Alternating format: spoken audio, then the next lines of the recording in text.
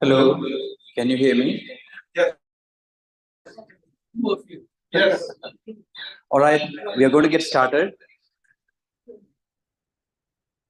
There's a little bit of echo. Everybody in?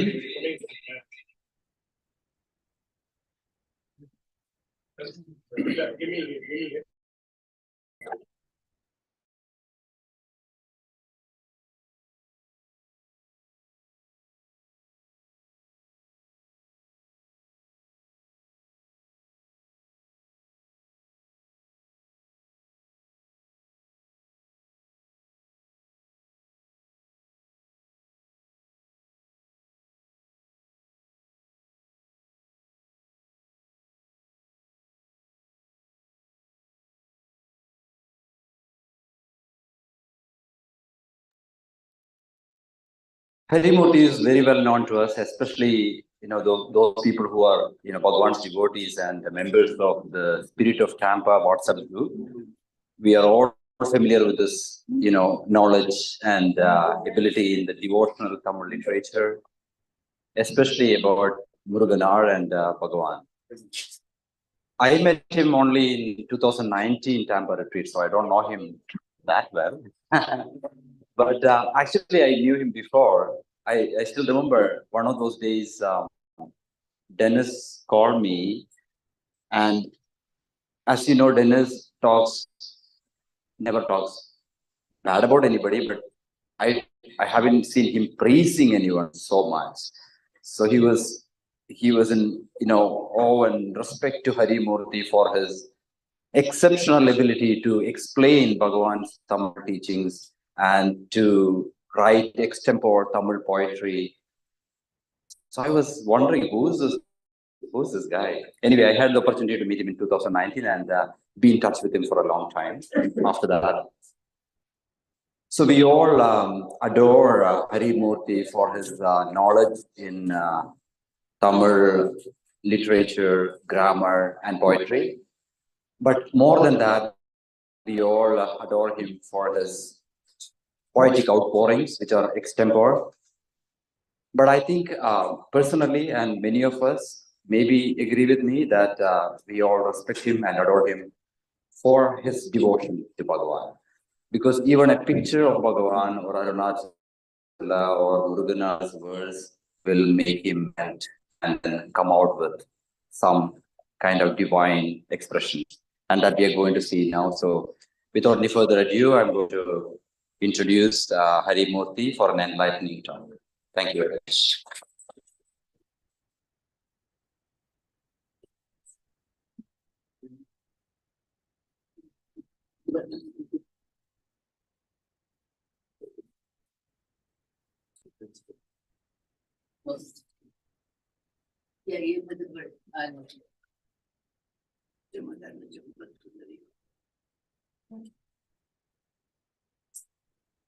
Can you hear me? Thank you, Saibesh.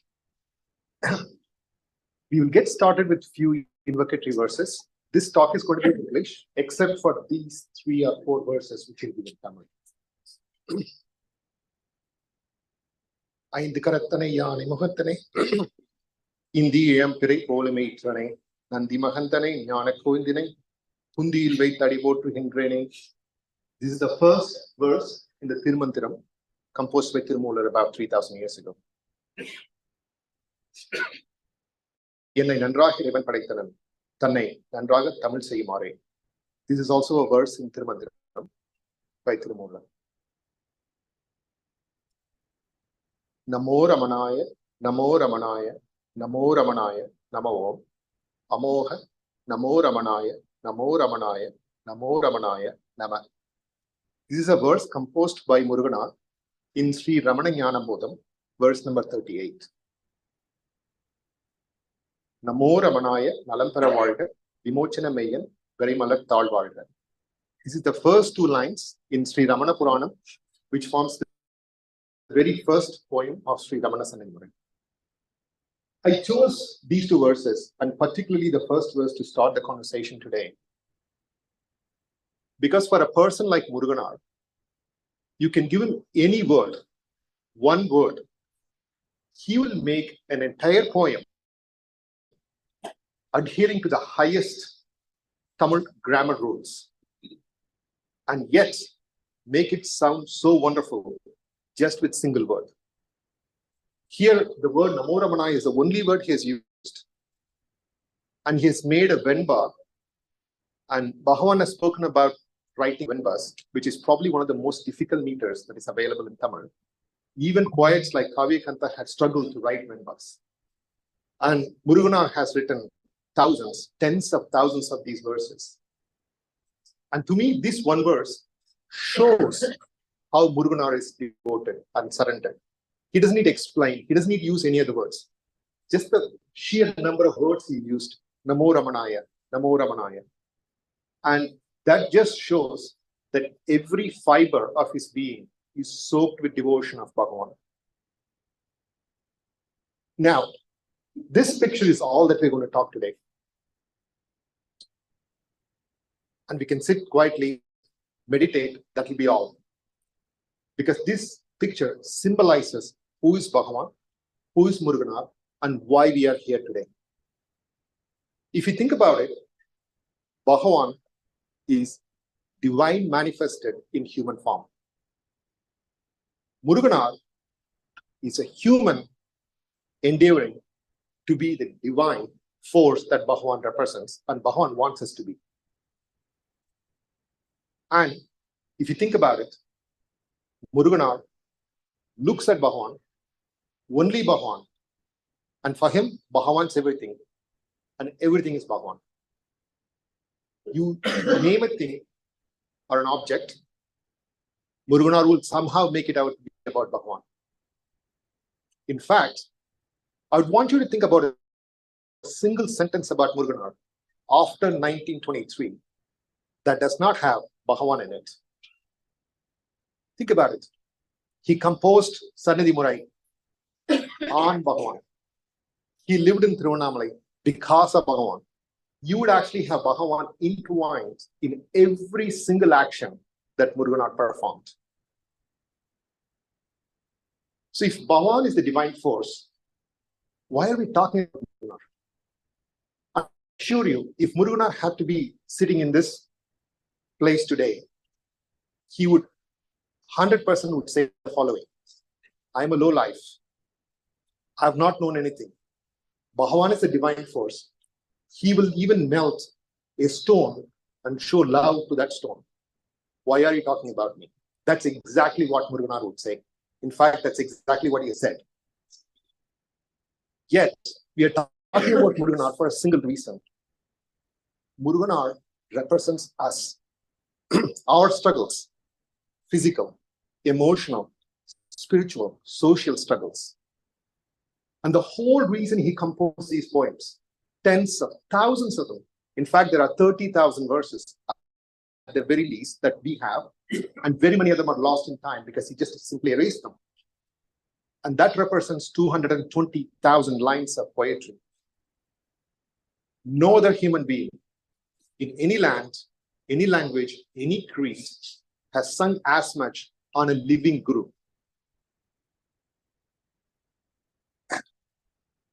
And if you think about another aspect of it, Murugar will just simply open his eyes and stare at Bhagavan.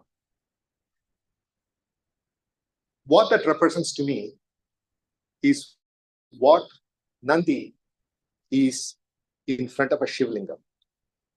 In South Indian temples, no matter which Shivlinga you go, there's always a Nandi that sits in front. No matter who comes, who goes, whatever else happens, Lord Nandi just stares at Lord Shiva with a singular purpose of just adoring him through his eyes. To me, that's what Murugar represents in this.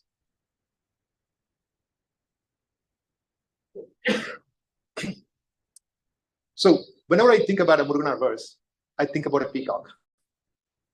You know, peacock has this wonderful color. In fact, even the best artificial intelligence cannot recreate a peacock feather. And you cannot make a peacock dance unless it is inspired. And when it's inspired, it dances to a tune. not rehearsed, not learned. He just spontaneously does it. That's what Murugar has done all his life. Spontaneous outpouring of poetry that is automatically following a poetic meter, just like a peacock dance. But imagine that, a turkey dance. How do you like turkey dance? And especially a turkey that imitates a peacock. So there is a poet, a poetess called Avayar, who was predicted my predicament today several thousand years ago, and has sung a verse on how an imitating turkey can dance looking at a peacock. I will read this in Tamil. Kana Mayilada Kandirindha Vankoli, Tanu Maduvaga, Tanum Tan Polla Serege Virita Adinal Pola, Kaladan Katrakavi. What it says, an ignorant person, just like me, memorizing Murugar's verses and coming and talking in front of all of you is like a turkey looking at a peacock and imitating its dance.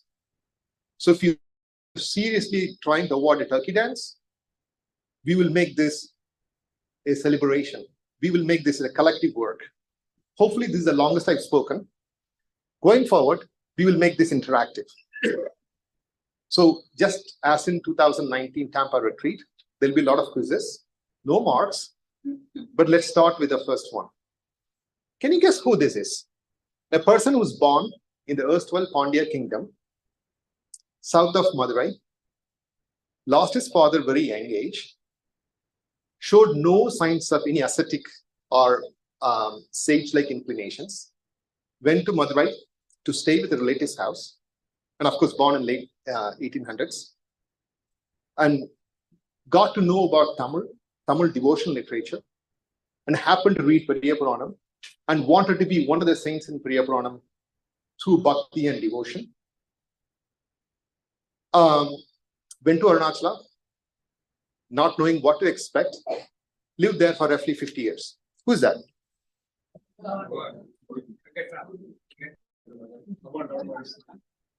Right. Turns out it's both of them. Both of them. So Murugar has been following Bhagavan's footsteps even without consciously knowing. I look at the symbolic representation of this, right? I'll tell you a story. Lord Shiva had how many sons? Two. What's the first? Lord Ganesha. What did he compose? Wrote Bhagavad Gita because he was a Sanskrit scholar. Right? Who's his second son? Lord Shiva's second son? Murugar. And Murugar is known for what? Tamil. He's the god of Tamil. Right? The first known Tamil verses are on Murugar. Sorry, on Murugar. Called Tirumurugar Trippadai by Nakiran. Those are the first recovered verses. And Lord Murugar has been hailed as God of Tamil. In the land of Tamil, you would actually see a lot of Murugar temples. In every temple, you would have wonderful verses of Tamil composed. Now, our Bhagavan is Lord Incarnate, Lord Dakshinamurti. He had two poetic disciples. One comes from the north, Kavyakanta Ganapati. And he wrote what? Ramana Gita in Sanskrit. And he had another poetic disciple who's younger, comes from the south. Murugar wrote in Tamil. So the symbology is so beautiful. Another aspect that struck me is Bhagavan lived in Arunachala for about 54 years. Exactly in the middle, 27th year, which is 1923, three marvelous things happened. Ramanashram was formed just a year before. Vishnu Swami comes, Murugar comes. exactly in the middle. In fact, I counted the number of days. Bhagavan lived in his physical body for 19,582 days. And Muruganar overlapped with him for 9,702 days. Just a symbolic representation of what happened before Muruganar saw Bhagavan and after is just phenomenal. Look at the literary output, look at the growth, look at what happened, the kind of conversations, the recordings, everything happened post 1923. Pre 1923, certainly there were recordings, certainly there were compositions, but most of them are not available to us today. And in fact, some of the best compositions of Bhagavan are done because Muruganar pleaded on our behalf to Bhagavan to make those compositions. So let's quickly take a detour of Muruganar's life.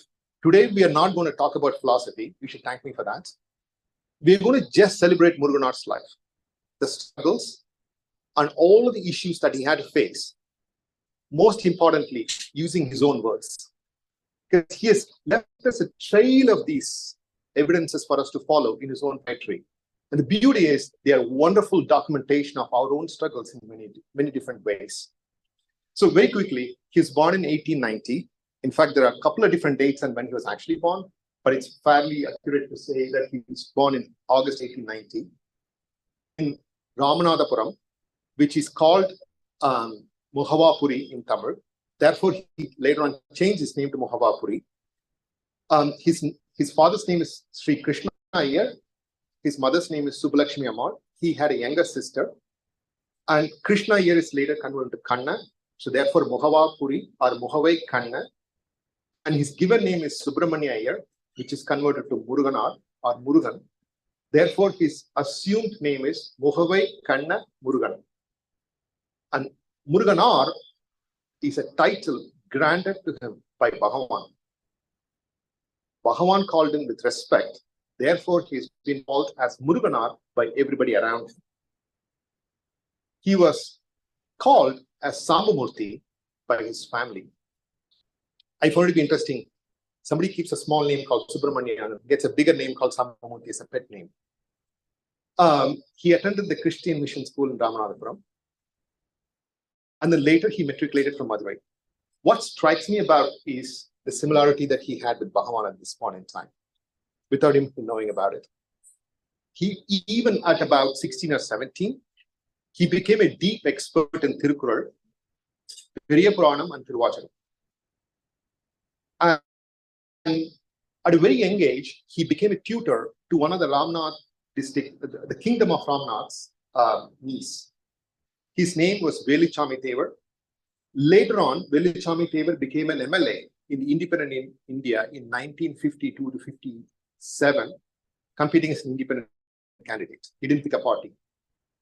And at that time, when he was in Ramanath, after his education from Madurai, he befriended two important figures of that time. Both have the same name. Mahavidwan Raghava Iyengar, R. Raghava Iyengar, and Mahavidwan Mu Raghava Iyengar, M. Raghava Iyengar. In fact, these are their pictures. The elder one was the poet. The younger one was the singer in the court. The Ramnath kings historically were the sponsors of growth of Tamil at that time, and in fact, growth of spirituality. And there's a wonderful story around it. If you wouldn't mind, I will take a detour to talk about it, and there'll be relevance to come back to Muruganar later on. So the person who inspired all of this, his name was Bhaskara Sethupathi. And there's an interesting anecdote about Bhaskara Sethupathi, because when he was born in 1868, the then king of Ramnath district wanted him to be educated in Western ways. So the king hired an English tutor, an Oxford educated person, to tutor Bhaskara Sethupathi. So he was educated in grammar, he was educated in English manners, he was almost raised in aristocrats. He was taken around the world, including London, to show him the manners. But it turned out Bhaskara Sethupathi had a liking for Indian philosophy and the Hindu philosophy. So as a result, And he was very articulate, and he learned Vedas, he learned Tamil, he learned all of these wonderful ancient texts, which I'll come back later on how he got there. And as a result, he got an invitation to participate in a premier forum where religious figures were called on. So he got the invitation to participate. So he was about to board to come to the US in 1892. And then a young monk who happened to visit Madurai happens to stay with him. And that is Swami Vivekananda. And he was so impressed by Swami Vivekananda, he gave his ticket to Swami Vivekananda and he funded his trip. So Swami Vivekananda can come and spend time in the US, particularly in Chicago as well as New York. And when Vivekananda came back to India in 1896 in September, he took a boat from Sri Lanka, Jaffna to Rameshwaram. Bhaskara Sejapati would not let him land his feet on the ground. He bowed in front of him. So he wanted Vivekananda to keep his feet on Bhaskara Sejapati's head. And of course, Vivekananda refused. And he blessed him. And he called him Raja Rishi. So in memory of that, Bhaskara Sejapati raised a huge pillar, in the bottom of which he inscribed Satyameva Jayate, which later became the refrain in the independent India. In fact, even before the independent India. And he passed away in 1902, just about a year later after Vivekananda passed away. After his time, the Ramnath, the kingdom became very entrenched in sponsoring the Tamil poets, the religious endeavors, and they had very liberal portion to allocate. And that's how Murugar, who was just about 14 years old at the time, came back and he was given a position as a teacher. But more importantly, he was taught all of those wonderful texts, the ancient Tamil texts, that would have been otherwise difficult to get. So this is the palace, royal palace from those times. So move along. Murugar marries Meenakshi Ammal in 1913 when he was 23 and she was 12 years old. And Mu Raghavengar recommends him to a school to go to Chennai. So 1913, three things happen in Murugar's life. First, he gets married. He relocates to Chennai. And three, he joins the then committee that is responsible for collecting Tamil words, a Tamil dictionary, which in and of itself is an entirely different episode. I will talk about it in a minute. That's the school he worked on, CSI North Victoria Higher Secondary School, which is in Rayapuram. This is today's map of where that school is located. So this school has an interesting history. This school followed the Eastern Christian tradition. They worshipped Archangel Michael, and just like Christ has Christmas, which is the Mass of Christ, Archangel Michael, who defeated devil in the heaven, had Mass of Michael called Michael Mass. Michael Mass is it's like a holiday that happens on a Friday. Why that is important will come later. Somewhere in September, October, or November. So it depends, right? So this is in praise of Michael and Michael Mass. So Murugar became the Tamil teacher. Remember, at that point in time, he just matriculated. Those days, if he just matriculated, you actually get to be a teacher. And around that time, when he came to Chennai, he befriended the Tamil giants of that time, right? That includes Uve Swaminathan Iyer. I mean, for those of you who don't know him, he's hailed as the father or the grandfather of Tamil. Because singularly today, we have all these Tamil texts, most of them, because of him and his teacher, Meenakshi Sundaram Pillai. Meenakshi Sundaram Iyer. And then he befriends Chengalvarai Pillai. We'll talk about him in a minute. Subrahma Sastri, Sachidananda Pillai, and both Raghavengars I mentioned. What this does to Murugar at that age just 23, just opens his aperture up. Remember, he was interested in Tamil. He was interested in some notion of devotion because of Periya Puranam and Thiruvachanam, but he never had access to so much literature because those times the books were not available, right? You need to know somebody who had those books.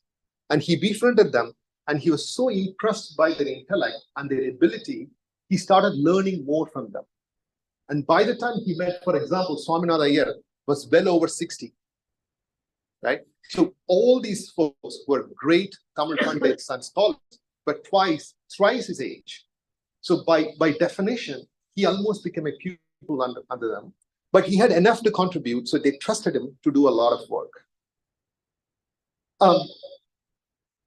So he was then recruited at the recommendation of R. Raghava Iyengar. So this is the elder one, who was in the committee for compiling this Tamil dictionary. And he was recruited as a Tamil Pandit. Contrary to the belief, he was never on the committee itself. He was part of the working group that was responsible for collecting words. Another detour. How did this thing happen? How did this Tamil lexicon thing happen? It almost seemed like a miracle because everything around Murugar's life happened for a reason. So this is the original paper published by University of Madras in 1935, in which it stated, G.U. Pope, this actually says he died in 1907. In fact, he died in 1908, collected some number of words. And there was a reverend from the US, in fact, Midwest, went to India, Reverend Chandler. He learned Tamil and he was so impressed by G.U. Pope's work. He appealed to the British government at the time as an American to grant roughly 1 lakh rupees in pursuit of compiling Tamil words and make a dictionary. Let's not go into why he did all of that, because there was an ultimate purpose they had serving them in trying to compile all this Tamil dictionary.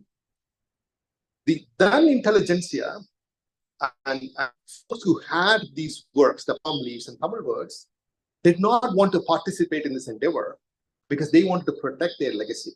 So remember, all these mutts that had access to all these poems, they didn't want to give in easily. So part of their work, and if you actually read this, they had to get several people across several different regions enrolled, recruited to be a part of this mission. So here, the Secretary of State actually agrees and says this is a substantial investment of about 1 lakh rupees. And he actually requests this should be on time. Surprise, surprise, that was not on time. They spent a lot more money and it took 4 times more time than they thought it would take to compile the dictionary eventually. The dictionary eventually came out around late 1920s or early 1930s. But through this work, Murugar learned so many words and had almost any Tamil literature that you can dream of, purely because of this endeavor. And if you look at it, C.K. Subramania Iyer, August 1913 to March 1919. If you read this, he is the longest serving member. Most of them served about a year or 2. And most of them served for prestige. But not for nothing, Murugar was paid roughly 100 rupees per year for this work.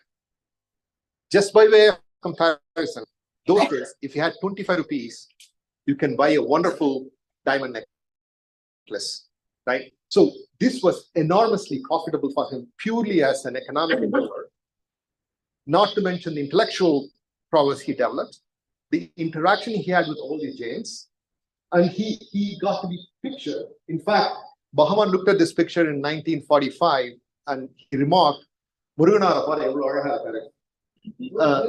Where is he? Can you and this was recorded in the Day by Day by Devaraj Mudaliar. And the person who's standing in the middle is Brother Chandler, that is Raghava Iyengar, who was Murugar's sponsor at that point in time. So, while that was going on, independently, there was like a massive upheaval that was happening in the country at that time, right? those of you who know the Indian history, there was like the beginning of a massive Indian independent movements that just took form. Home rule movements began in 1916, thanks to Bal Gangadhar Tilagar and Annie Besant. And Gandhi had just returned from South Africa in 1915. That created waves across the nation. And not for nothing, he visited South India at least about 15 times between 1915 to 1920. And he was like creating waves because of the ways in which he wanted the youth of those days to participate, particularly the non-violence movements. Satyagraha, which was like, be truthful to yourself. His ultimate point is you need to sacrifice every material possession you had to cleanse yourself, behave like a yogi, act like a yogi. Only by purifying yourself, you're going to achieve the liberation from the external party, which is the British at that point in time, that was ruling the country. So his philosophy was anti-political jargon at that point in time. Up until that point in time, the country had used force, but the country had never used non-violent methods. And Gandhi was the first to introduce. So this was a meeting that Gandhi held in Madras in 1919. And I remember reading about this the next day in an archive by Indian Express. This was one of the biggest crowd assembled in India at that point in time. There was not enough space. The article said like, you can't see a grain of sand in the beach because of this meeting that evening. And this meeting was such a big success that propelled, in fact, Gandhi's status. And in 2 years later, he would go on to become the president of the Indian National Congress at that point in time, and he would take the country in a different direction. Around that time, within the Tamil world, Bharadiyar was a huge force to reckon with. He escaped to Pondicherry, which was under French rule at that point in time, only to avoid imprisonment from the British. And he came back to Kadalur in 1918, and he was promptly arrested. But thanks to the intervention of Annie Besant, he gets released, and he becomes actively involved in politics for about a year and a half. In fact, he visits Bhagavan in 1921 May. Impressed by Gandhi, in fact, there was a wonderful anecdote. Bharadiyar organized a speech in the Marina Beach on the visit that Gandhi had in 1919. And he goes to Rajaji's house to invite Gandhi for this as a speaker. Gandhi doesn't know who he is. And Bharadiyar goes and says, Mr. Gandhi, I would like you to come for my meeting. Gandhi consults and says that he's not free that evening, but he would come the next day. And Bharadiyar goes, but I have work to do. God bless you. And he just walks away. And Gandhi asks Rajaji, apparently, who is this person? And Rajaji seemed to have remarked, he was a poet, he's a poet of Tamil. And to which Gandhi responded, take care of him, he's an asset. So that was a dialogue recorded by Rajaji much later on in his books. Now, back to this time, during that 1919, Bharadiyar writes this wonderful poetry called Gandhi Panchakam. In fact, around that time and onwards, from 1919 up until 1947, my grandfather would say, no Congress party would begin without this song being sung. So the song is Valgani Amman in the Vayathu Naattilillam, Taalvutru Varme Minji Vidalai Tavarikettu, Paalpattu Nindradamor Bharata Desandanai, Valvikka Vanda Gandhi Mahatmani, Valga Valga. The translation is, may God bless you, my Lord Gandhi. Among all nations, India has sunk to the lowest state, grappling with dire pandemic known as poverty. We lost our path to freedom, but you have emerged to guide and unite our nation, paving the way for its liberation and greatness. God bless you, O Mahatma Gandhi. This song became like a refrain. This kind of united everybody. But 2 years before this song was composed, another poet composed a wonderful song on Gandhi, which was also sung during that time. But of course, this poet completely disowned that he composed this later on. And only much later, we came to know that he composed several hundred verses on Gandhi and Indian freedom movement. And that's, of course, our Murugar. The song goes, Danam Thaithidume, Tanmum Seithidume, Jnanam Pazhithidume, Jnanamella, Unamella, Sandhi Ubadeyitha, Sanmarka Sadguruvam, Gandhi Neri Nadakungal. So the translation is, prosperity and compassion will flourish, righteousness will prevail, wisdom will deepen, and our challenges will diminish through the peaceful wisdom of our revered Sadguru, Gandhi's righteous path. So, among that time, something different happens on September 22nd, 1921. Can you tell me what that might be? No. Murugar meets 1923, around the same time. What's that? Am I allowed to answer? No.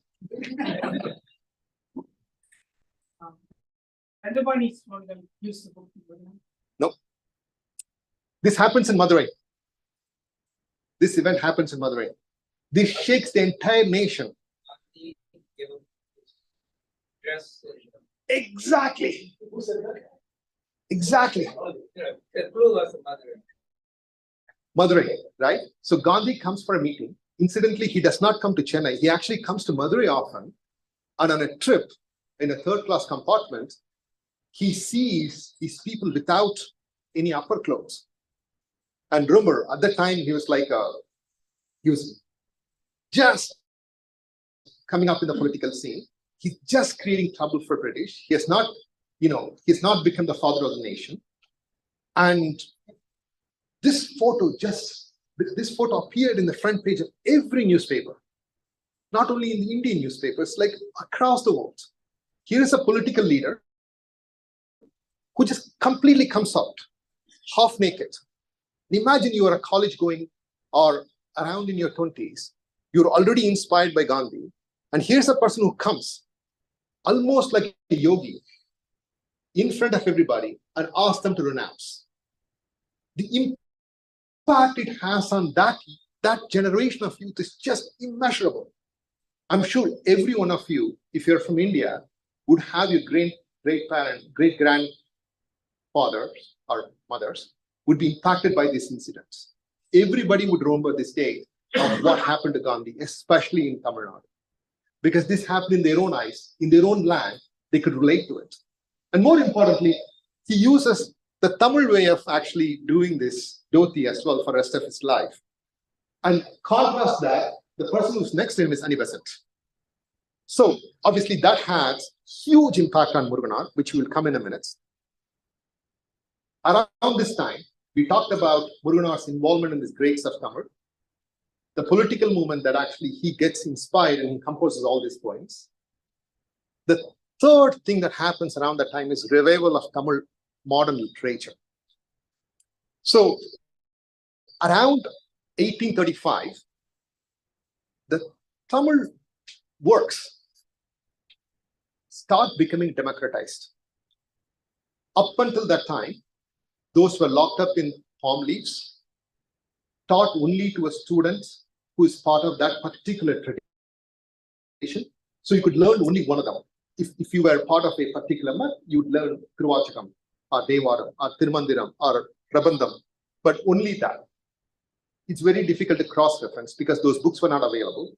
And people were not liberal in teaching them because they thought it's their inheritance. They need to guard this very safely. So the very first book that gets published in paper form is Naladiyar, the old Tamil literature from Sangam period. The person who publishes is Sri Thandavaraya Mudaliyar.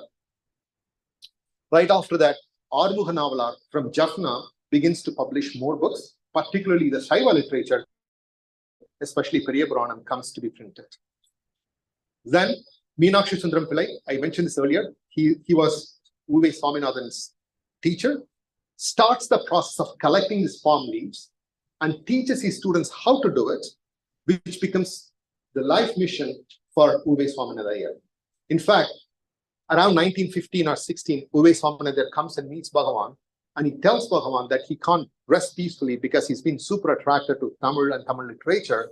And Bhagavan asked him, who asked you to give love, for Tamil or love for Shiva. Yaruna Tamil pasamum, Siva pasamum vidasunadu. That's what he says. So Uve Samanadar is inspired to produce this and make this democratized. And then finally, Damodar Pillai of Jaffna collaborates with Uve Samanadar around this time to bring all this literature. So now, around this time, there's another initiative that's done by V.T. Subramanya Pillai. Today, whatever we know as Tirupugal comes from V.T. Subramanya Pillai. It's a different story. I don't think we'll have time to go there, but I'm going to skip fast. But him and his descendants, particularly V.S. Chengarvalaya Pillai, were instrumental in bringing all those works. And then K.V. Jagannathan, Jagannatha Iyer, was a prime disciple of Uve Samanatha Iyer, who writes all this commentary. So if you actually open Ramana Sannidhi Murai, 3 people were credited for proofreading and helping Murugar. Those 3 were K.V. Jagannathan, Chengalvaraya Pillai, and Mu Raghavenga. These were the 3 who helped Murugar later on and throughout Murugar's life in correcting all his poems and verses and proofreading all of them. So this is Chengalvaraya Pillai. In fact, he comes and meets Bhagavan on June 13th of 1922. And this is so in this article, he actually says, when he first meets Bhagavan, Bhagavan just asks him, are you Shanmugam Pillai's brother? Obviously, Chengalvaraya Pillai is stunned how Bhagavan would recognize him, and even his brother, who had never visited Bhagavan at that point in time. So it is Chengalvaraya Pillai who wrote this verse on Bhagavan, which is in the very first, one of the first few pages of Ramana Sannidhi Murai, sung by M.S. Subbulakshmi in her 1980 recording. Yanam Paralam, Nalam Paralam, Yennalam Ananda Veetil Amaralam, Monanlai Kattulo, Tedum Gadiramanar Kannokam, Petru Namada Perin. So, in summary, there are 6 macro influences on Murugar at this point in time. The political transformation that happens in that time and the influence of Gandhi, engagement with Tamil intellectuals, access to Tamil devotional literature and the work that he puts in to learn them, influence through composing his own poetry, more importantly, his love for his mother, because he was raised by a single mom at that point in time. And finally, his love for Bhagavan and the spiritual quest. Now, we've just completed introduction. So we're now going to talk about Murugar's words and how he came to Bhagavan and what prompted him to come to Bhagavan. So this autobiographical section is Upadesha Tiruvagaval, which is one of the first few verses in Ramana Sannidhi Murai, in which he gives an elaborate explanation of what prompted him to come to Bhagavan in the first place. In the first, I'm not going to read verse by verse because it's going to be a lot of Tamil. In the very first section, he says he had dark ignorance in the entire planets. You can't find another person who had as dark an ignorance as Murugar.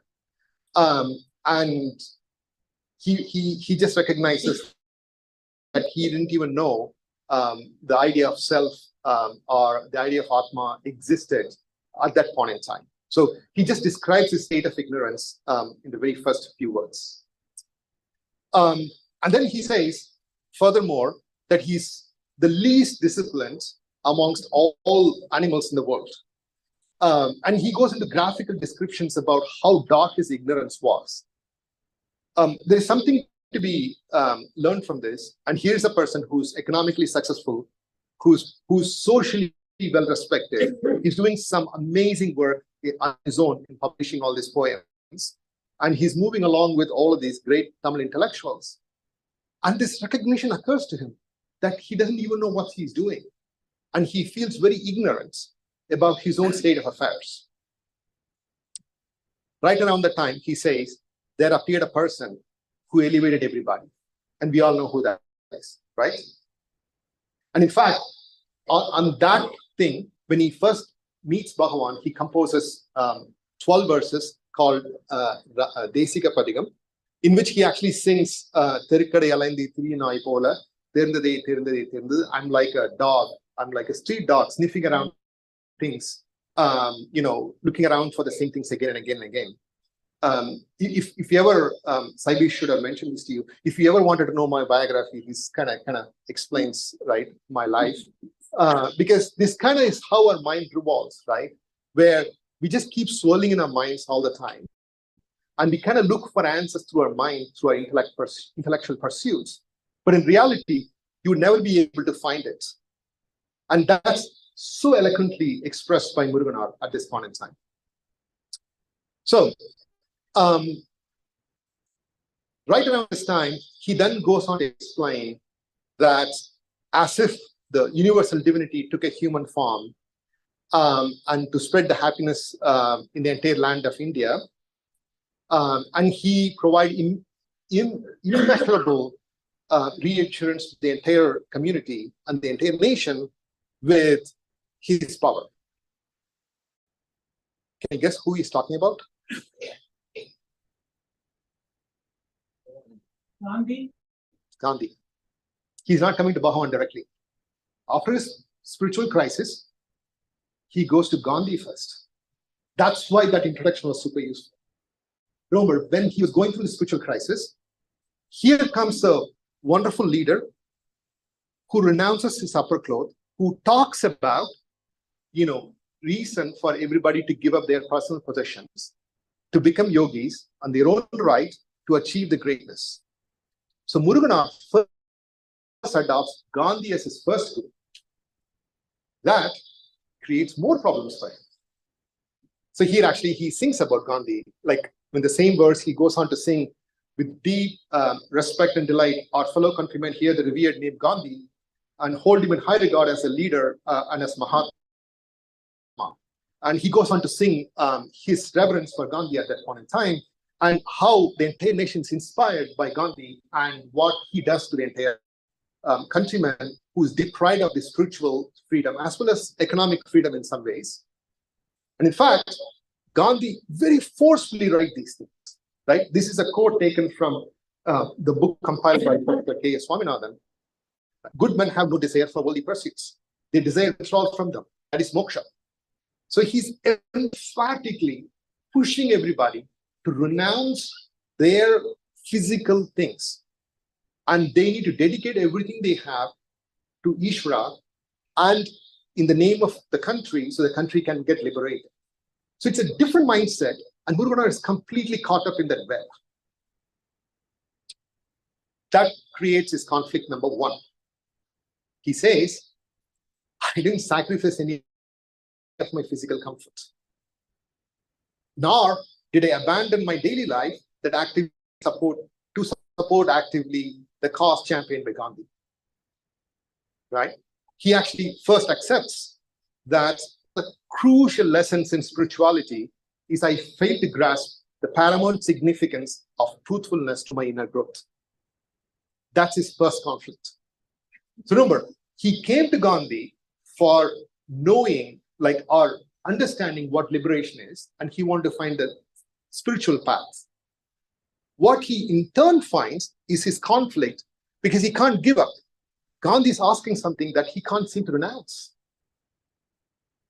Furthermore, conflict two happens, which is, it's one thing he didn't follow the path.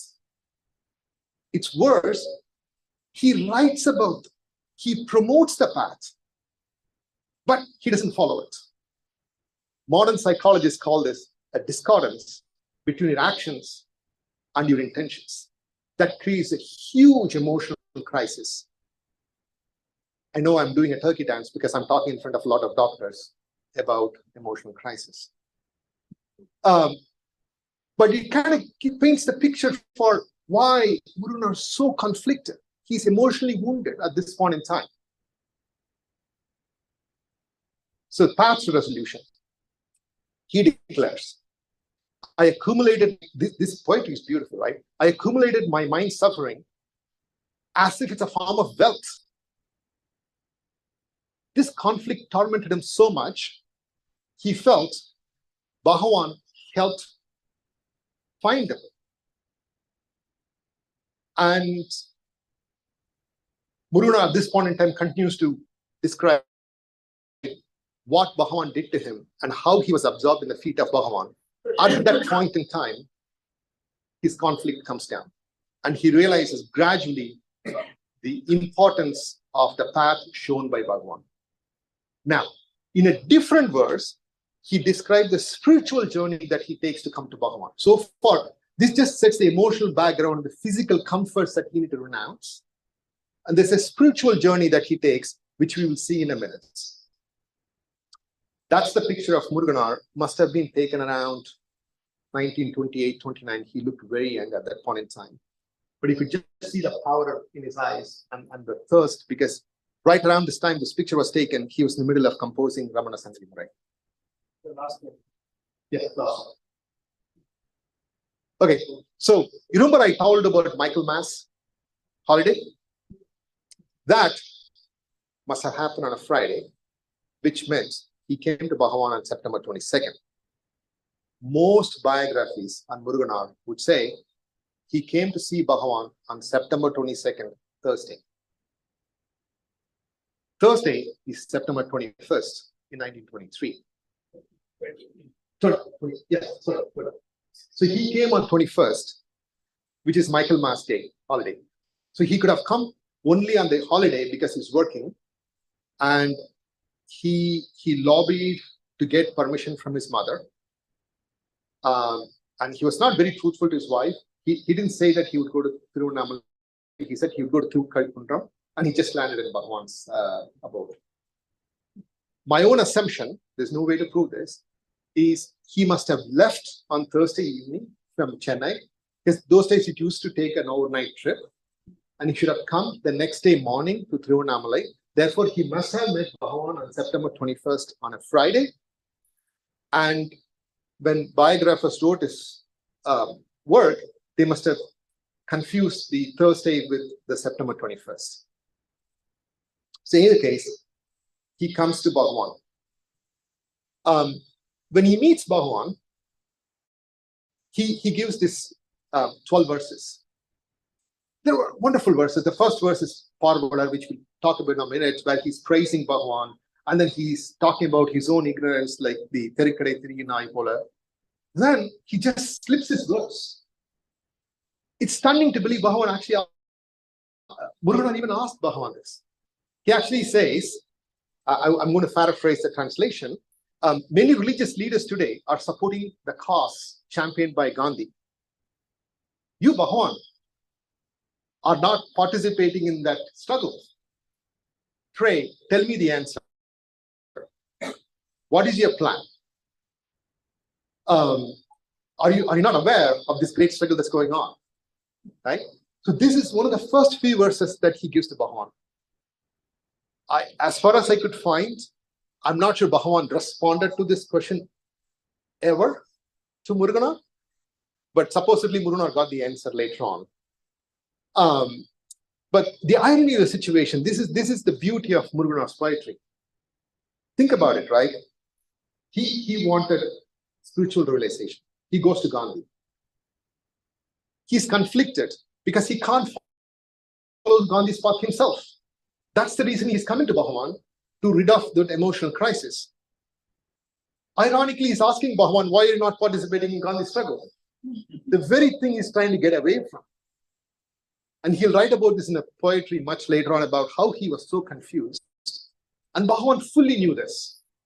And Bhagavan just gently supported him all along from that point on. So, this is a verse he reflects on much later.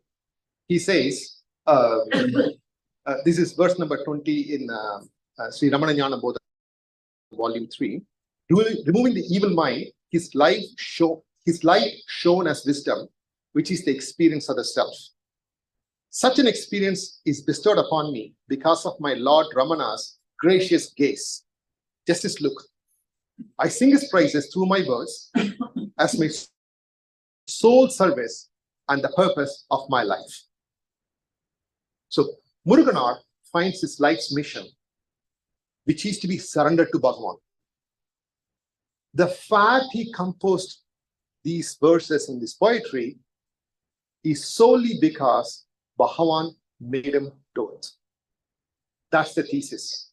And we have 30 minutes to prove this thesis through his own words. Let's see if we can do it or not. Okay. So let's begin the spiritual side of the story, right? So we know the setup. Here is emotional crisis. Emotional crisis is solved by meeting Bhagavan. But this must be greater than that, right? Murugar is like a devoted disciple, right? There's a reason why Murugar came to Bhagavan and why we are talking about today. That is this section.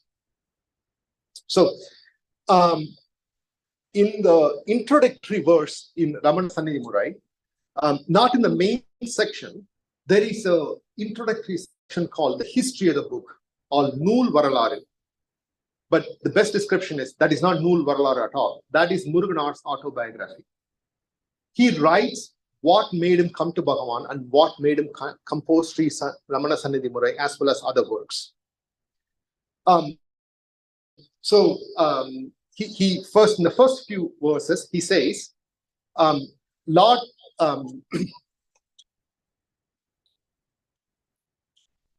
Shiva, appearing as Guru, directed Manikavachar to magnificence through his grace, through Lord Shiva's grace.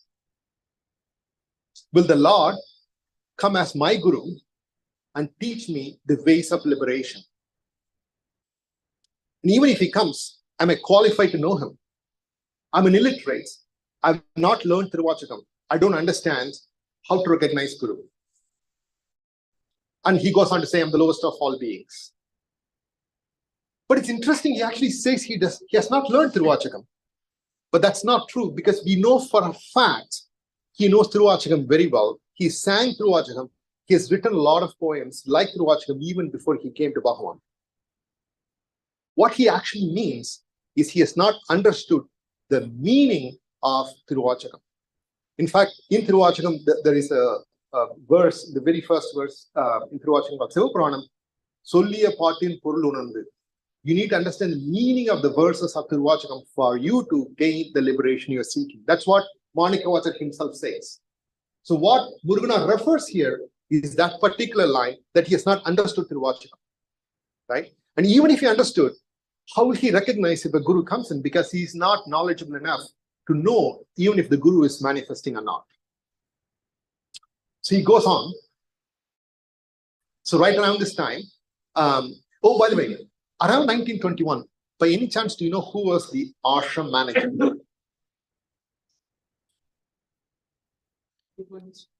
No. He became a sannyasi around 1919 or 20. He went to Pioneer. Any guesses?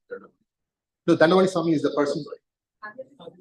No, Kavi was, I don't think he was ever the manager. Those days, manager meant the ashram cook, right? The primary duties of manager was just serve food to everybody, right? Is it? No, Ramon Swami was, I'm not sure if he was the manager, but it was Ayasami. So Ayasami was the manager of the ashram in 1921. There are various accounts on what happened and what drove Ayasami and Dandamani Swami to go to Chennai. But both of them go to Rayapuram. Dandamani Swami's daughter is Meenakshi Ammar, who is Murugar's wife. They stay with him.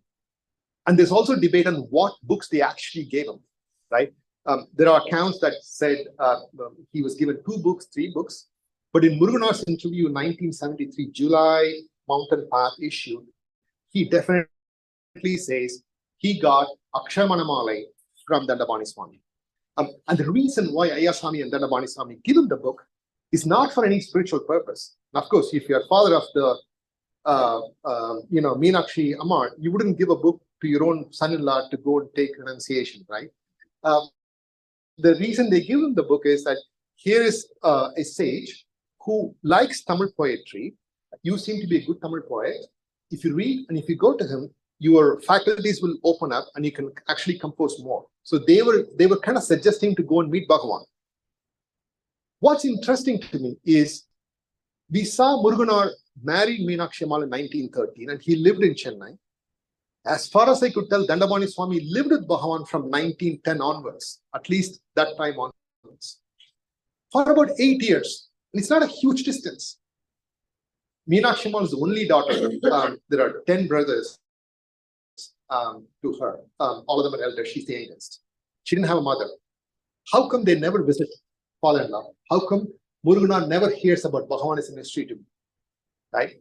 But anyway, so we'll come back to the story. So they give him Aksharamana Malai. Murugar reads Aksharamana Malai and he says, he gets like a lightning, experience. It's like a thunderbolt. He thought it's like any other thought that will come to him, but he couldn't let go because Aksharamana Malai attracted him so much. Now, I've read this verse 1,000 times, at least. First I thought it was a poetic exaggeration, right? It's like it struck me, or it was like a lightning. But more I read, I cannot dismiss this as a metaphor or a poetic exaggeration. I truly believe something out of ordinary happened to Murugar when he read Aksharamana Malai at this point in time. Throughout his life, he was so dedicated to Aksharamana Malai. In fact, he wrote only 2 prose books, one of which was a commentary to Aksharamana Malai. And the very first was Tarunaruna, that was composed by Murugar later on, and Bhagavan acknowledged Murugar's status. That became the first verse even before we sing Aksharamana Malai. So something big happened to Murugar at this point. What I could actually call it as a lightning experience, or what he calls as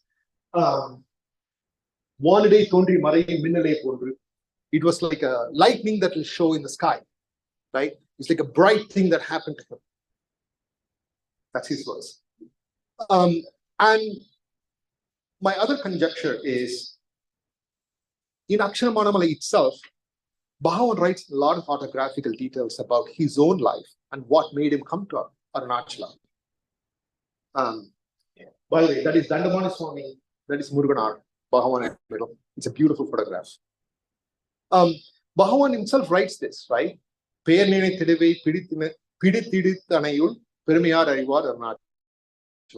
Just by thinking your name, I was attracted. You just sucked me into it.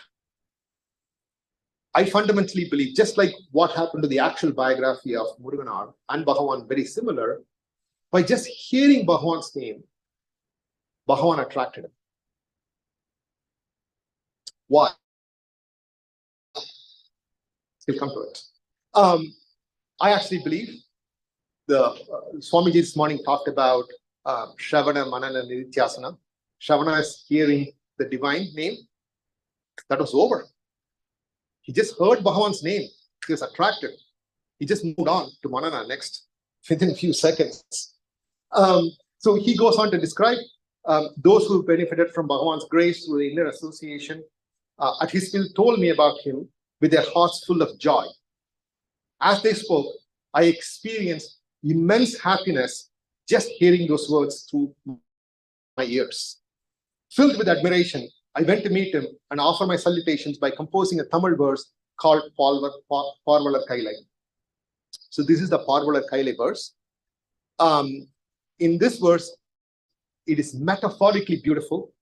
If we were to talk about this verse, we may need another hour and a half in the next Tampa retreat. We will reserve for it. But what in a sense he says is Shiva, who was happily sitting in his abode, listening to all these people who were singing, but people who sing in Shiva's abode were led by Lord Nandi. He is the chief musician who plays Mridangam and sings. And he lets go of that to listen to another poet who was born in Tirupparanturai. His name was Manikavachar. Right? Just like that, oh Lord Ramana, you have come here to listen to my songs. That's what Murugar says. So there are 3 different connotations here. Kailash, Tirupparanturai, Tiruvannamalai. Lord Shiva comes here. First, he was listening to Nandi. Second, Manikavachar. Third, he comes to listen to Murugar. Very first verse he composes Bhagavan and gives to Bhagavan. At this point in time, he's not even met Bhagavan. He heard his name, read Aksharamana Malai, had that experience, then composes his 12 verses, of which is the very first verse. after this talk, if time permits, I would like this song to be sung because the recent CD that was released had this song. But let's get on with the flow. So he finishes his song, he gives to Bhagavan the numerous things about what happened, how Bhagavan reacted. He will not go into it. Going on with this, Muruganar goes again. This time, I'm assuming he goes around December. I think the mic asked me to stop it. No, it's Yeah, fine. I'm assuming it's around December because he composes this wonderful verse. Starts with Annamalai Ramanan, Anbar Karul Mari. This is the first verse of the Tirumambavi section of Sri Ramana Sananima, right? That's the second verse Muruganar composes and gives to Bhagavan. There's no mention, there's no record of when he actually went. It's my assumption he went around December because it's his habit to write these songs. Around December, he must have heard other people sing these Tirumambavi songs. Inspired by that, he must have composed this Annamalai Ramanan song.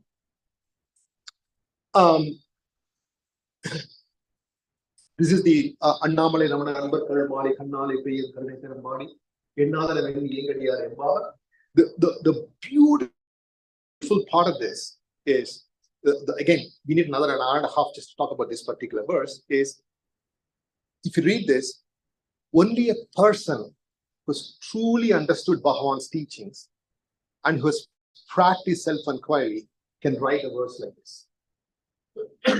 And he's talking about Bhagavan's grace through his eyes. But more importantly, he talks about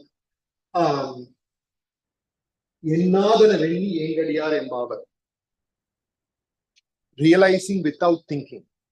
Those are the words that Bhagavan would use in the context of self-inquiry and self-surrender. Muruganar starts using that language in the very second verse he composes to Bhagavan. Obviously, the second meeting that he has. That's Muruganar in his lotus pose. Okay, so at this point in time, second time Bhagavan sees this verse. The language is very important to me. He looks at the verse and he says, if you go on composing like this, you can compose like Monica Vachar. Notice, he doesn't say compose like Tiruvachakam. He says compose like Monica Vachar. What's the difference, you may ask?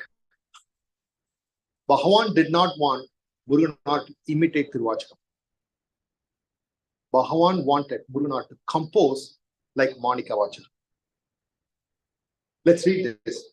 Ramana Bhagavan, who is none other than Lord Shiva, playfully asked, can't you write like Monica Vachar?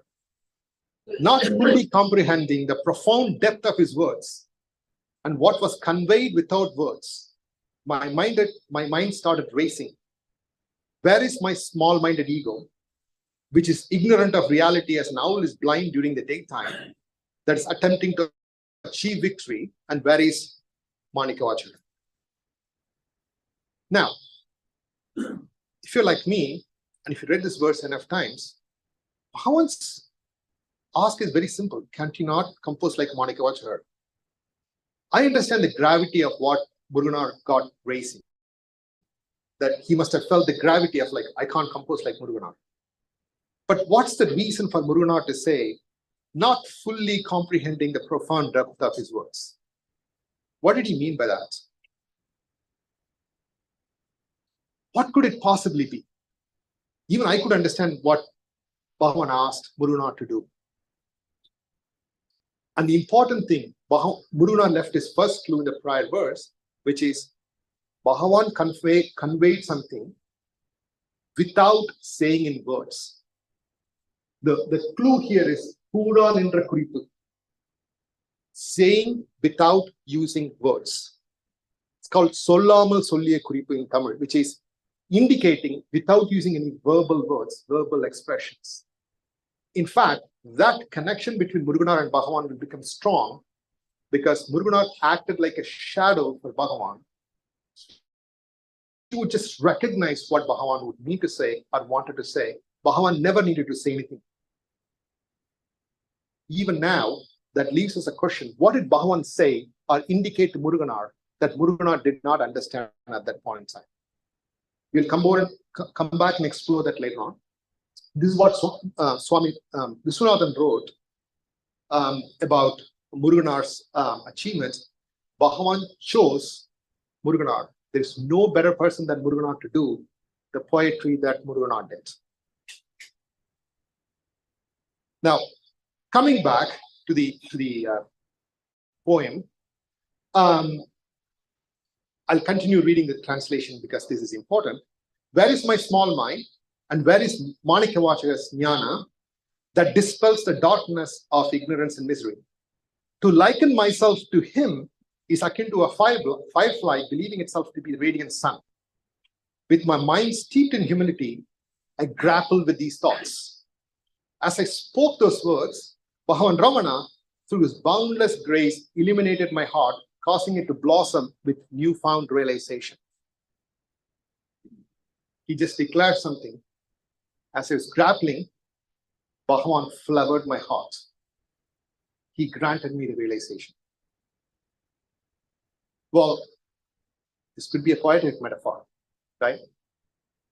He just realized the inner meaning, maybe, right? How do we know Bhagavan really granted him what he was looking for? Here's the clue. At this section, this is even in this book, Bhagavan writes a footnote right around that corner that said, I'll read exact translation of what Bhagavan wrote. As the book faced numerous obstacles in its completion, the author Muruganar was reintroduced to this incident when a devotee of Bhagavan reminded him of it while introducing Muruganar to another devotee. That devotee who introduced Muruganar was N.R. Krishnaswamy, who was responsible for asking Muruganar to compose Ramana Sannidhi Murai. Bhagavan never did. Bhagavan said, compose like Manikavachakar. NRK, in fact, it's in the very first verse of Ramana Sannidhi Murai where Muruganar says it was NRK who asked him to do this. So NRK, when introducing Muruganar, said he's composing all these verses and he reintroduces Muruganar at that incident. But imagine this. You are Muruganar. You went through these conflicts. You gave up everything. You renounced your job. You renounced your title. And Bhagavan gave you realization. How can you forget it?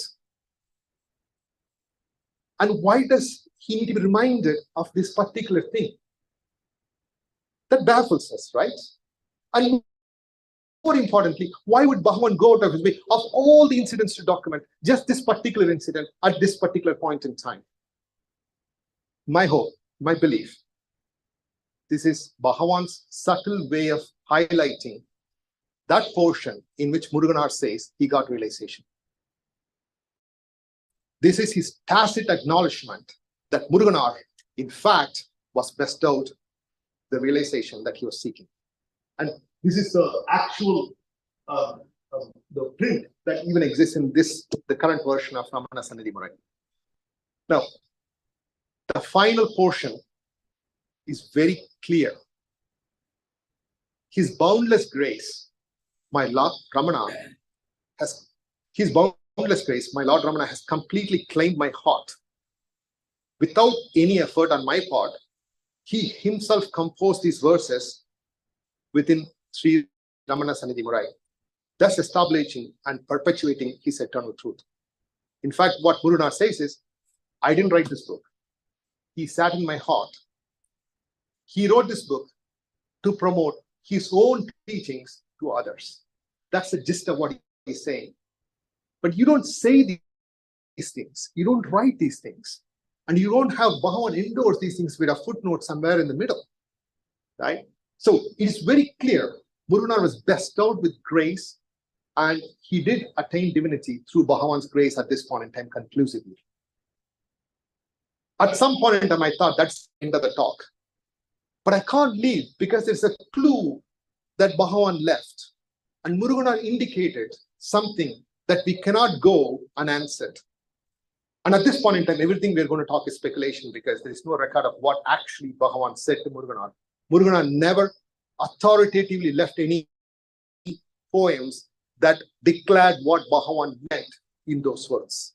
So we are in a bit of a treasure hunt. Before that, what a beautiful picture of Muruganar it is. He's like completely absorbed in bliss, so happy. So, the unspoken wisdom of Bhagavan's clue. We need to take a slight detour at this point in time. And we have 15 minutes. I think we can still do it.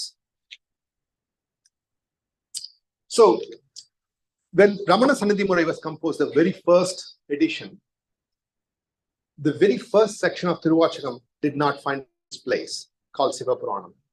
So there's obviously a story. Many of later on, other devotees asked Murugar to compose equivalent to Siva Puranam. Murugar went on to compose it. He couldn't finish it. Bhagavan completed the rest of the verses, and Murugar had a struggle and a conflict of what to call it.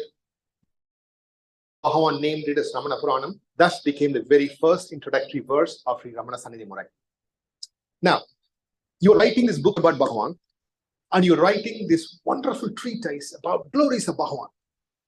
You know, you're writing the very first verse in that book. The temptation is to talk about Bhagavan and all of Bhagavan's glories in the very first verse. The very first two lines, which we saw in the very introduction, does talk about Bhagavan and Bhagavan's grace and praise to Bhagavan. Then, Murugar takes a turn, talks about Manikavacha. For the next 70 lines, he just goes into an elaborate explanation of Manikavacha's life, his life history, and his struggles, and how he discovered his own guru in the Kurunda tree, and then how God comes and saves him from this misery of the horses being converted into jackals, and then how he gets liberation. So it's kind of baffling to think about Ramana Sannidhi Murai. And there are numerous texts, numerous autobiographical and biographical accounts of Tiruvachakam exist. And he goes out of his way to write about that in the first 70 lines as an introduction to this book. Again, the first 70 verses, one of the things that he says in the graphical introduction is Lord Shiva, seated in Kailash, looks around Lord Nandi and says, you will go to the earth and teach these people how to live a saintly life. And Lord Nandi takes a human form. That was Manikavacha. That is what the first introduction within Ramana Sannidhi Murai would say that Murugar wrote. Now, obviously, Bhagavan fully endorsed it because Bhagavan composed the rest of the verses in the Ramana Puranam itself. So, authoritatively, Murugar very clearly says it was Lord Nandi who took the form of Manikavacha to compose and sing praises. Now, let's recollect the Parvalar verse. Lord Shiva came to Tiruperandurai to listen to Manikavacha, who's none but Lord Nandi, sent by Lord Shiva. Therefore, he comes to listen to him, right? So that picture is very clearly given in the very first section of Ramana Sannidhi Murai. That's the beautiful Nandi face of Arunachal. Also, at the end of Ramana Sannidhi Murai, through Swami Viswanathan, Bhagavan composes this wonderful verse. I'll read it because I just adore this verse. Ahattamare Malarneedurai Arunachala Ramanan, Nahettanara Verittanara Segittanana Veerai, Migattanarul Surandanana Mahavapuri Murugan, Segattaraya Vagatan Murai Tiruvasaga Nigare. In which he says, Murugar composed Sannidhi Murai for the benefit of the world, for everybody, and this is equivalent to Tiruvachakam. In fact, more than once, Bhagavan would declare that Murugar is at the same level as the great poets of Tamil and great devotional poets of Tamil. And he is his explicit endorsement. The reason why he calls it Tiruvachakam is, of all the books that Murugar wrote, only this is closest to Tiruvachakam. And if you recollect, Manikavacha wrote two works, Tiruvachakam and Tirukkovayar. The next work Murugar would go and write is Guruvachaka Kovai, which kind of is the sayings of Bhagavan recorded in poetic form. Whereas in Tirukkovayar, sayings of Manikavacha was recorded by Lord Shiva. So the parallels, the symbology in that is beautiful. We'll come back to it later. So, to that verse that Bhagavan composed, declaring this is equivalent to Tiruvachakam, Muruganar responds with another verse. This is right next to that previous verse, in which he says, Vadamur Manikka Vasagar and Vakilirundu Odalal Odine, Or Tahavamillade, Boda Guru Ramana Pungavan Sembonnadikku, Neither Voli say Sannidhi Murai Nool Anbale. Which he says, I did not compose. Obviously, he says I'm a low life. I composed only because Manika Vachakar sang these verses through my words. Otherwise, I wouldn't have been qualified to compose this. And this reason, Sri Ramana Sannidhi Murai is dedicated with love to the radiant glory of the beloved Ramana's golden feet. So now, he could have very well said, Bhagavan composed this. Obviously, in the prior verse, he said, Bhagavan sat in my heart. He composed these verses to spread his own glory. Why didn't Muruganar say, Bhagavan composed these verses? Why would he have to go out of his way to say, Vadamu, Vanika, Vasagar, and Vakilundu Vadala? Why would he say this? I think we're getting close to it. Let's summarize where we are. Lord Shiva, who instructed Lord Nandi to reincarnate as Manika Vachakar, manifested as Lord Ramana. That's clear. Lord Ramana, in turn, directed Muruganar to sing like Manika Vachakar, and he says something that Muruganar sings baffled at the beginning. Then, upon Bhagavan served, and in response, Muruganar says, I've sung this only because Manika Vachakar sang from my words. I think this is the final clue that Muruganar leaves. This verse was composed roughly about 35 years after Ramana Sannidhi Murai was composed. This is placed in Sri Ramana Jnana Bodham, in which he says, Arpuda Menyana Arutpulavar Vakilolur Sirparama Mona Sivanubhavam Tarparamam Tangum Guru Ramanan Tannarulal Aruchurandu Punguvadan Vakin Pulathu. The divine bliss, which was born out of Manika Vachakar's wondrous abidance in the divine glory, was clearly evident in his words. That very same bliss flowed from my mouth and words, thanks to the abundant grace of Lord Ramana, the ever graceful self. There is no reason for Muruganar to say that he 35 years later on, that those words that came out of him were the same as the words that came out of his mouth in praise of Lord Shiva. Disclaimer, this is a conjecture. I think this is the clue that Bhagavan left. Bhagavan indicated to Muruganar, he was indeed Manika Vachakar come to swing on Bhagavan. That's why, just like Lord Nandi would, Muruganar would always stare at every time he would sit in front of Bhagavan. Lord Muruganar would just gaze at him and he would just be blissful. One man's words against everybody else. This is a conjecture, but there's enough internal proof within Muruganar's work to make that conclusion. There's no way to know if it's true or not, unless Muruganar himself has written somewhere else. But what is undeniable is even composing Ramana Sannidhi Murai on its own would make somebody great. Even just composing Guru Vachaka Kovi would make somebody great. Just those two works form 5% of Muruganar's poetic output.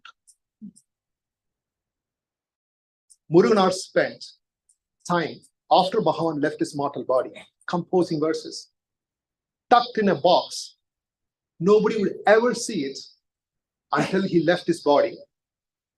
And then Professor Swaminathan, Sadhu Om, Michael James, a number of great people had worked to bring them out as verses to us today.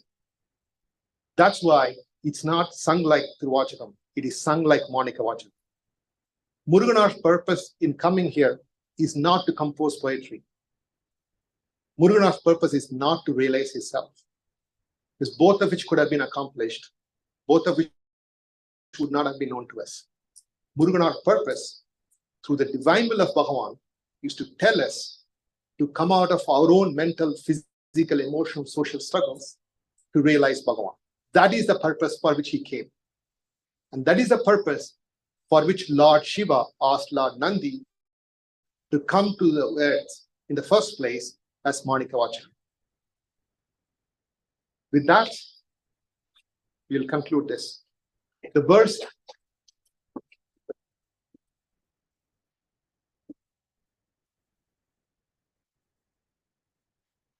this verse composed by Bhagavan.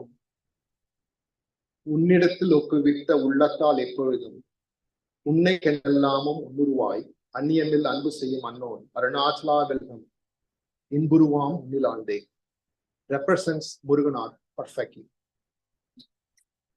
Thank you.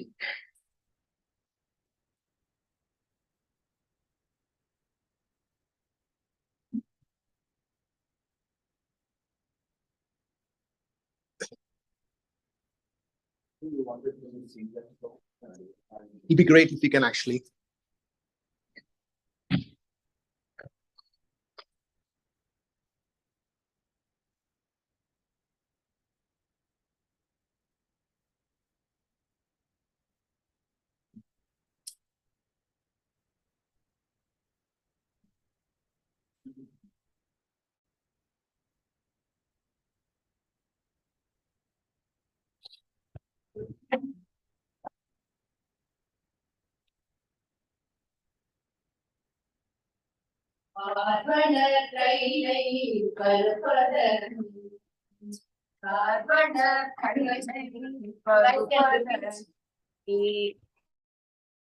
பார்வணர் கைலை பருப்பத நீங்கி பார்வணர் கைலை பருப்பத நீங்கி பன்னவர் சூழலை விட்டு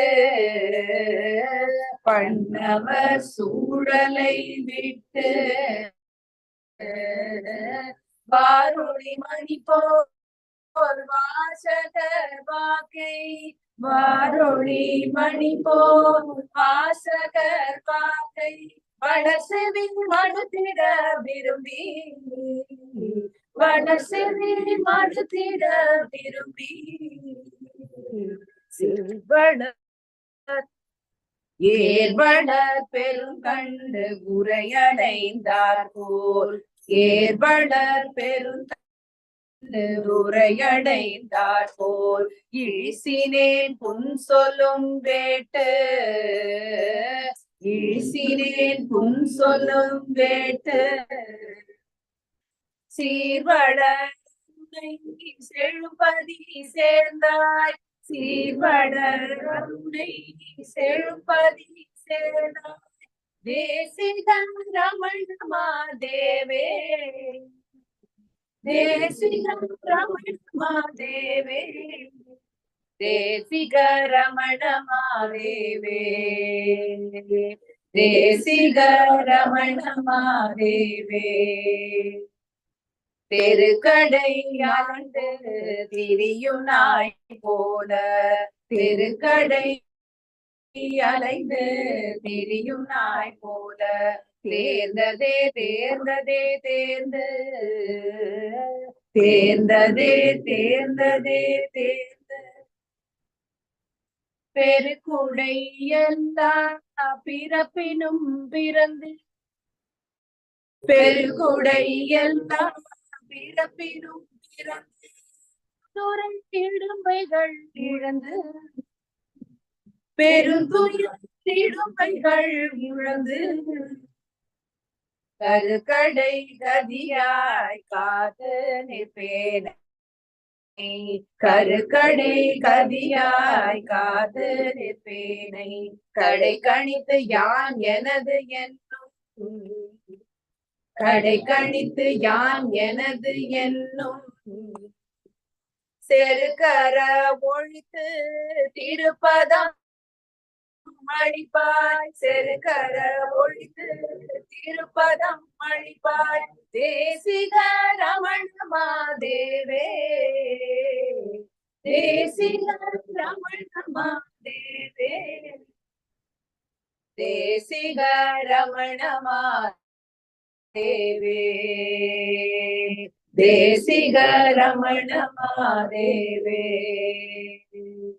தேசிக ரமண மாதேவே தேசிக ரமண மாதேவே தேசிக ரமண மாதேவே தேசிக ரமண மாதேவே தேசிக ரமண மாதேவே.